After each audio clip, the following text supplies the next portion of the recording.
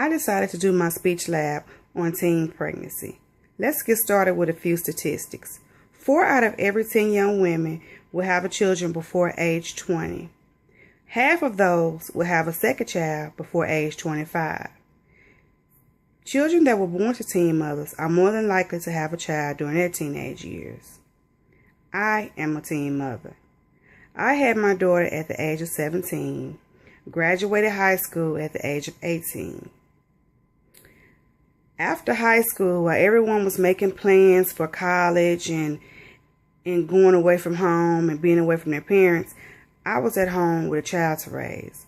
By the time I graduated high school, my daughter was maybe 6 months old. Because I had a daughter, I did not have the privilege of going to college. I had to go to work immediately to support my child. My daughter's father was an absentee. He was not around. He was very harsh with me. He didn't come into her life until she was almost 4 years old. Like I said, I'm a teen mother, and statistics often repeat themselves. My daughter, who is 18, is pregnant with her second child. Her first child died when she was 5 months pregnant. That was in December. Fast forward to April, and she's 2 months pregnant. People often say sex education is the answer. Sexual education is not the answer. My daughter and I discuss sex education all the time.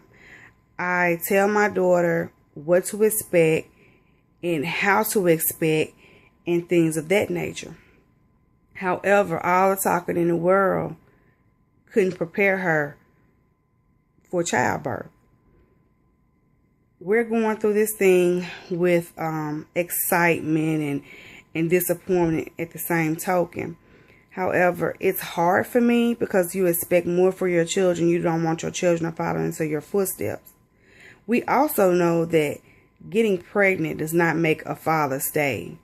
Nobody can make a man stay with the person if they don't want to be there. And nobody can also make a father stay with the person or take care of their child. The cost is often left up to the mother or the parents of the mother, especially if that child is a teenage child, as was the case with me. Without my mother, I don't know what I would have done. I would have had to quit school. Even though I decided to go to college later in life, I think that I wanted to raise my child a little myself before embarking on a college journey. It did take me quite some time. It took her to be a junior in high school in order for me to go to college, but I'm still here.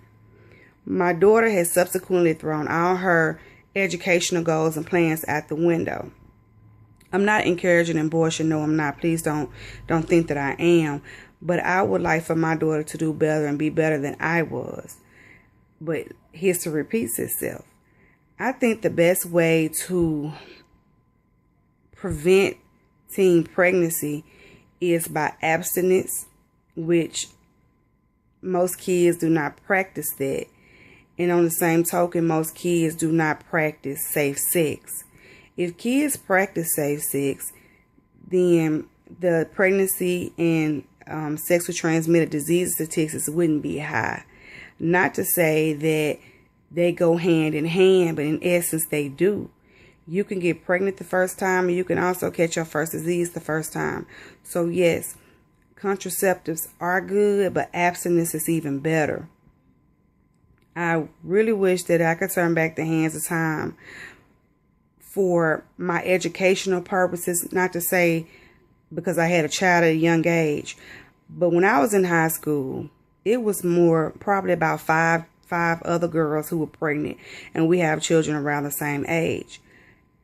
My daughter, however, she over half, okay, I won't say half, but I know roughly 30 were pregnant. Some say the statistics are going down, but in other ways, it's still alarming to have so many children pregnant and kind of no way to know where to return, know where to turn to, and they have to often lean on the government for assistance. I chose not to do that. I wanted to be better than that. That's why I immediately went to work and didn't depend on anyone. The most my mother did for me when I had my child was pick her up from daycare. There was no partying, no going out, no hanging with friends, none of that. And if I wanted to do those things, I had to take my child. But the partying was absolutely out of the question. And I think that kind of made me be a stronger person, a stronger mother. And it made me see that this is not what all it's cracked up to be. How can I raise a child? I'm a child myself. But I did make it. I refused to become a statistic. And I'm here today. And I just hope and pray that every other young female that makes that decision to have a child at a young age also have a goal. And that goal was to become independent and not rely on others or the government to take care of you. I am in no way condoning abortion. I do not believe in abortion. However, you do have a choice. You have a choice to become a statistic or not. Thank you.